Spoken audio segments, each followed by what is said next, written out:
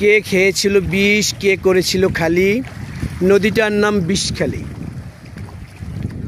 এই যে বিষখালীর বর্তমান রূপ আপনি দেখুন, যতদূর আপনার চোখ যাবে, আপনি স্ক্রিনে যতদূর দেখতে পাচ্ছেন উত্তাল ঢেউ। আপনারা জানেন গতকালকে আমাদের দক্ষিণ অঞ্চল অনেকটাই প্লাবিত হয়েছিল।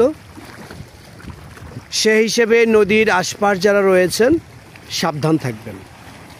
আকাশের মন ভালো নেই, প্রচণ্ড কালি মেঘে ছেয়ে আছে আকাশ, তার উপরে এই নদীর উত্তালতা।